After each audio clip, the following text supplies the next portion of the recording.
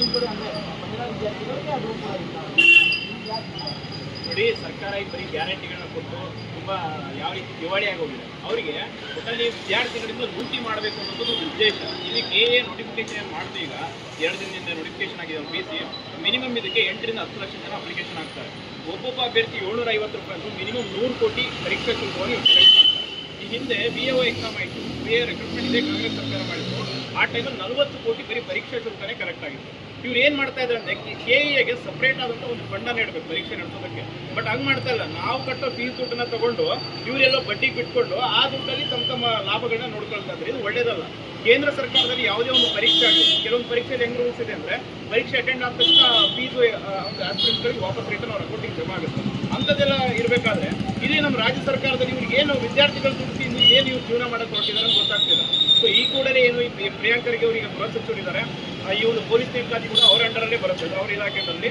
ಕೂಡಲೇ KEಗೆ ಈ ವಿಷಯದಲ್ಲಿ ಅವರು ಮಧ್ಯಸ್ಥಿಕೆ ವಹಿಸಿ ಏನಿದೆ ಎಕ್ಸಾಮ್ ಫೀಸ್ ಇದೆ, ಹೆಚ್ಚುವರಿ ಶುಲ್ಕ, ಇದನ್ನು ಕಡಿಮೆ ಮಾಡಬೇಕು. ಆ್ಯಂಡ್ ಇನ್ನೊಂದು ರೆಕ್ರೂಟ್ಮೆಂಟ್, ಎಸ್ಪೆಷಲಿ PSI ಇದು 600 ಇದೆ, 500 ಇದೆ. ಈ ಹಿಂದೆ ಸಚಿವರ ಬಗ್ಗೆ ಎಲ್ಲ ಲೇವಡಿ ಮಾಡ್ತಾ ಇದ್ರು. ಸ್ಟೂಡೆಂಟ್ಸ್ ಗೊತ್ತಿಲ್ಲ ಮೀನ್ಸ್, ಯಾಕಂದರೆ ಅವ್ರ ಸ್ಟೇಟ್ಮೆಂಟ್ಗಳೇ ಹಂಗೆ, ಗೊತ್ತಿಲ್ಲ, ತಿಳ್ಕೊಂಡು ಹೇಳ್ತೀನಿ, ನಾಳೆ ಹೇಳ್ತೀನಿ ಅಂತಂದು 600 PSI ನೇಮಕಾತಿ ಅಂತ ಹೇಳ್ಕೊಂಡು ಹೋಗುವಂಥ 600 ಹುದ್ದೆಗಳೇ ಇರುವಂತೆ.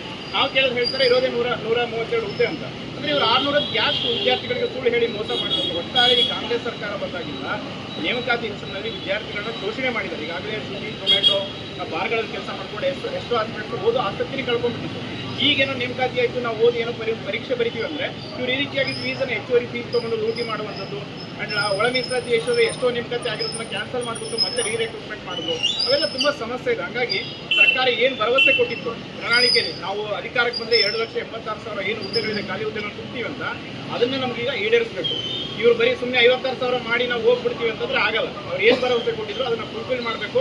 ಇಲ್ಲ ಅಂತಂದರೆ ಸರ್ಕಾರದ ವಿರುದ್ಧ ದೊಡ್ಡ ಮಟ್ಟದಲ್ಲಿ ಮತ್ತಷ್ಟು ಹೋರಾಟಗಳಂತೂ ಆಗೇ ಆಗ್ತವೆ. ಯಾಕಂದರೆ ಈಗ ಬರೀ ಏನೋ ನಾವು ಮಾಡಿದ್ವಿ, ಒಂದು 6,000 PC ಮಾಡ್ಬಿಟ್ಟು ಹೋದ್ವಿ ಅಂದರೆ ಆಗಲ್ಲ. ಈಗ DK ಶಿವಕುಮಾರ್ ಅವರು ಮುಖ್ಯಮಂತ್ರಿ ಆಗಿದ್ದಾರೆ, ಅವ್ರ ಮೇಲೆ ತುಂಬ ಜವಾಬ್ದಾರಿ ಇದೆ. ಸೊ ಹಂಗಾಗಿ ಅವರು ವಿದ್ಯಾರ್ಥಿಗಳಿಗೆ ನ್ಯಾಯ ಒದಗಿಸಬೇಕು ಅನ್ನೋದು ನಮ್ಮ ಆಗ್ರಹ.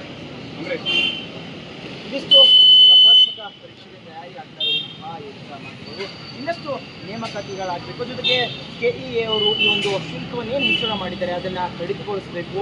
ಕೇಂದ್ರ ಸರ್ಕಾರದಲ್ಲಿ ಅಂದರೆ ಅವ್ರು ನಡೆಸುವಂಥ ವಿದ್ಯಾರ್ಥಿಗಳಿದ್ದಾರೆ, ಕೃಷಿ ಕುಟುಂಬದಿಂದ ಬಂದಂಥವರು, ಅತ್ಯಂತ ಬಡತನ ಕುಟುಂಬದಿಂದ ಬಂದಂತಹ ವಿದ್ಯಾರ್ಥಿಗಳು ಇವತ್ತು ಓದ್ತಾ ಇದ್ದಾರೆ. ಅವರಿಗೆಲ್ಲ ಆರ್ಥಿಕವಾಗಿ ಬಹಳ ತೊಂದರೆ ಆಗ್ತಾ ಇದೆ.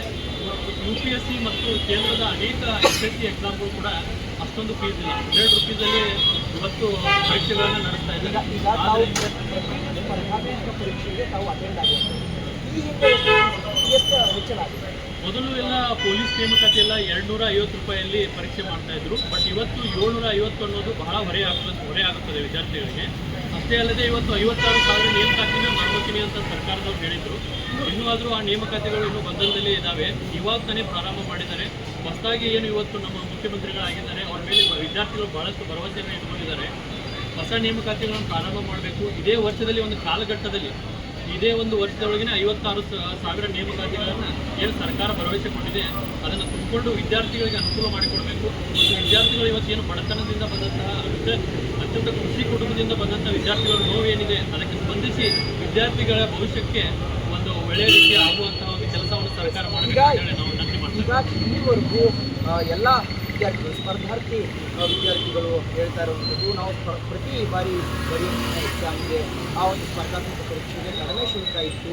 UPSC ಎಕ್ಸಾಮ್ ಅಂದರೆ ಸೆಂಟ್ರಲ್ ಗೌರ್ಮೆಂಟ್ ಬರೆಯುವಂತಹ UPSC IAS ಆಗಿರ್ಬೋದು, IPS ಆಗಿರ್ಬೋದು, ಇನ್ನುಳಿದಂತಹ ಆ ಎಕ್ಸಾಮ್ಗಳಿಗೆ ಕಡಿಮೆ ಶುಲ್ಕ ಇದೆ. ಇಲ್ಲಿ ಯಾಕೆ ಕರ್ನಾಟಕದಲ್ಲಿ ಈ ಒಂದು UPSC ಎಕ್ಸಾಮ್ಸ್ಗಳಿಗೆ ಹೆಚ್ಚಿನ ಶುಲ್ಕ ಇದೆ ಅನ್ನೋಂಥದ್ದು ಒಂದು ಆರೋಪ ಇರುತ್ತೆ. ಮತ್ತಷ್ಟು ಸ್ಪರ್ಧಾರ್ಥಿಗಳಿದ್ದಾರೆ, ಅವ್ರನ್ನೂ ಕೂಡ ಮಾತನಾಡ್ತಾ ಹೋಗ್ತಾರೆ. ಅವರ ಆರೋಪ ತಾವು ಕೂಡ ಎಷ್ಟೋ ಬಾರಿ ಎಕ್ಸಾಮ್ಸನ್ನು ಬರೆದು ಎಷ್ಟೋ ಬಾರಿ ಕರೆದಂಥ ಅಂತಿದ್ರೆ ಜಾಸ್ತಿ ಆಗಿದೆ. ಕಳೆದ 3 ವರ್ಷದಿಂದ ಏನಿದೆ ಸರ್ಕಾರದಲ್ಲಿ ಸರ್ಕಾರಿ ನೇಮಕಾತಿನೇ ಅದಕ್ಕೆ ವಿವಿಧ ಕಾರಣಗಳು ಅದಕ್ಕೆ ವರ್ಕೌಟ್ ಆಗಿದೆ. ಆದರೆ ಪ್ರಸ್ತುತ PC ಕನ್ಫರ್ಮ್ ಆಗಿದೆ, 2 ದಿನದ ಹಿಂದೆ ಆಗಿದೆ. ಅದಕ್ಕೆ 3,000 ಪೋಸ್ಟ್ ಕಟ್ಟಿದೆ, 3,400 ಪೋಸ್ಟ್. ಆದರೆ ಇವರು ಒಂದು ನೇಮಕಾತಿ ಒಬ್ಬ ವಿದ್ಯಾರ್ಥಿಗೆ 750 ರೂಪಾಯಿ ವಿಧಿಸ್ತಾ ಇದ್ದಾರೆ ಪರೀಕ್ಷೆ ಶುಲ್ಕ. ಕೇಂದ್ರ ಸರ್ಕಾರದಲ್ಲಿ ಯಾವುದೇ ಪರೀಕ್ಷೆ ಆಗಬೇಕು 100 ರೂಪಾಯಿ ಅಷ್ಟೇ. SC OBC ಅಂತಂದರೆ ಫ್ರೀ ಇರುತ್ತೆ, ವಿದ್ಯಾರ್ಥಿಗಳು ಫ್ರೀ ಇರುತ್ತೆ. ಆದರೆ ನಮ್ಮ ಕರ್ನಾಟಕದಲ್ಲಿ 750 ರೂಪಾಯಿ ಪರೀಕ್ಷಾ ಶುಲ್ಕ ವಿಧಿಸ್ತಾ ಇದ್ದಾರೆ. ಕೆಲವೊಂದು ವಿದ್ಯಾರ್ಥಿಗಳು ಸ್ವಿಗ್ಗಿ ಝೊಮ್ಯಾಟೊ ಕಾರಲ್ಲಿ ಎಲ್ಲ ಸಪ್ಲೈಯರ ಕೆಲಸ ಮಾಡಿಕೊಂಡು ಅವರಿಗೆಲ್ಲ ತುಂಬ ಆರ್ಥಿಕ ಹೊರೆ ಆಗುತ್ತೆ. ಆದರೆ 56,000 ಏನು ಸರ್ಕಾರ ಕರೀತೀನಿ 56,000 ಕರೆದ್ರು ಮಿನಿಮಮ್ ಒಬ್ಬ ವಿದ್ಯಾರ್ಥಿ 10-15 ಸರಿ ಅಪ್ಲಿಕೇಶನ್ ಹಾಕ್ತಿದ್ದಾರೆ. ಸುಮಾರು ಒಂದು 8,000 to 9,000 ಅಪ್ಲಿಕೇಶನ್ ಅರ್ಜಿ ಆಗೋಕ್ಕೆ ಇರುತ್ತೆ. ಈ ಗ್ರಾಮೀಣ ಭಾಗದ ವಿದ್ಯಾರ್ಥಿಗಳು ಎಲ್ಲಿಂದ ಬರ್ತಾರೆ ಯಾವ ಕುಟುಂಬದ ವಿದ್ಯಾರ್ಥಿಗಳು ಇದು ಬಹಳ ಆರ್ಥಿಕ ಹೊರೆ ಆಗುತ್ತೆ. ಅದರಿಂದ ನಾವು ಸರ್ಕಾರಕ್ಕೆ ಮನವಿ ಮಾಡ್ತೀವಿ ಏನಂತ ಹೇಳಿದ್ರೆ ಸರ್ಕಾರ ಗೃಹಮಂತ್ರಿಗಳು ಹಾಗೂ ಮುಖ್ಯಮಂತ್ರಿಗಳು KEAಗಳು ಎಲ್ಲ ಕೂಡಲೇ ಎಚ್ಚೆತ್ತುಕೊಂಡು ವಿದ್ಯಾರ್ಥಿಗಳಿಗೆ ಈ ಶುಲ್ಕನ ಕಡಿಮೆ ಮಾಡೋಕ್ಕೆ ಕ್ರಮ ವಹಿಸಬೇಕು. ಹಾಗೂ ಪರೀಕ್ಷಾ ಪ್ರಾಧಿಕಾರಕ್ಕೆ ಸಪ್ರೇಟಾಗಿ ನೀವು ಫಂಡ್ ಇಡಿ. ಅದಕ್ಕೆ ನೀವು ವಿದ್ಯಾರ್ಥಿಗಳ ಹತ್ರ ಏನಕ್ಕೆ ಭೇಟಿ ಮಾಡ್ತೀರಾ ಆಮೇಲೆ ಯಾವುದೇ ರೀತಿ ನೇಮಕಾತಿ ಆಗ್ತಾ ಇಲ್ಲ 56,000 ಮಾಡ್ತೀವಿ ಅಂತ ಸರ್ಕಾರ ಹೇಳ್ತಾರೆ. ಕೂಡಲೇ ಎಲ್ಲ ನೇಮಕಾತಿಗಳು ಆಗಬೇಕು, ಕಾಲಾಮಿತಿಗಳು ಆಗಬೇಕು. ಆಮೇಲೆ 6 ವರ್ಷದಿಂದ PSC ನೇಮಕಾತಿ ಈಗ ನಾವು ಸ್ಪರ್ಧಾತ್ಮಕ ಪರೀಕ್ಷೆ ತಯಾರಿಯನ್ನು ಮಾಡ್ತೀವಿ. ಎಷ್ಟು ವರ್ಷದಿಂದ ಈ ಸ್ಪರ್ಧಾತ್ಮಕ ಪರೀಕ್ಷೆ ತಯಾರಿ 5 ವರ್ಷ 6 ವರ್ಷದಿಂದ ಕಾಯ್ತಾ ಇರ್ತಾರೆ. ಈಗ ನಾಳೆ ಅದು ಇನ್ನೂ ಬರುವ ದಿನಗಳಲ್ಲಿ ಆ ಒಂದು ಎಕ್ಸಾಮ್ಗೆ ನಾವು ಅಟೆಂಡ್ ಆಗ್ತೀವಿ. ನಮ್ಮದು ಡಿಗ್ರಿ ಪಾಸ್ ಔಟು 2024 ಇವಾಗ 2026 3 ವರ್ಷದಿಂದ ನಾವು ಪ್ರಿಪ್ರೇಷನ್ ಮಾಡ್ತೀವಿ. ಆದರೆ ನಮಗೆ ಒಂದು ಸತಿನೂ ಚಾನ್ಸ್ ಇಲ್ಲ ಯಾವುದೇ PC ಎಕ್ಸಾಮ್ ಬರೋಕ್ಕೆ PSI ಅದಕ್ಕೆ KS ಎಕ್ಸಾಮ್ ಇದು ಸರ್ಕಾರ ವಿಳಂಬನೆ ಮಾಡ್ತಾ ಇದೆ. ಈ ರೀತಿ ಸ್ಪರ್ಧಾತ್ಮಕ ಪರೀಕ್ಷೆ ಕೆಲವೊಂದು ಪರೀಕ್ಷೆಗಳು ಅದಕ್ಕೋಸ್ಕರ ನೀವು ಇಂತಹ ಪರೀಕ್ಷೆಗಳಲ್ಲಿ ವರ್ಷ ಕನ್ಫರ್ಮ್ ಮಾಡಿ PSI ಆಗ 6 ವರ್ಷ ಇರುತ್ತೆ. 600 ಮಾಡ್ತೀವಿ 700 ಮಾಡ್ತೀವಿ 1,000 ಮಾಡ್ತೀವಿ 900 ಮಾಡ್ತೀವಿ 200 ಮಾಡ್ತೀವಿ ಹೇಳ್ತಾನೆ ಇದ್ದಾರೆ. ಯಾವುದೇ ರೀತಿ ನೇಮಕಾತಿ ಆದ್ದರಿಂದ ನಮ್ಮ PM ಖರ್ಗೆ ಬಹಳ ವಿಶ್ವಾಸ ಇದೆ. ಅವರು ಅಧಿಕಾರ ವಹಿಸ್ಕೊಂಡು 2 ದಿನಕ್ಕೆ ಮುಗಿಸ್ಕೊಂಡು ಹಾಗೆ ಆದಷ್ಟು ಬೇಗ PSI ನೇಮಕಾತಿ ಮಾಡಿ ಅಂತ ಇಡೀ ಕರ್ನಾಟಕದ ವಿದ್ಯಾರ್ಥಿಗಳ ನೇಮಕಾತಿ ಹೆಚ್ಚಳ ಮಾಡಬೇಕು, ಬೇಗ ನೇಮಕಾತಿಗಳನ್ನು ಮಾಡ್ಕೋಬೇಕು.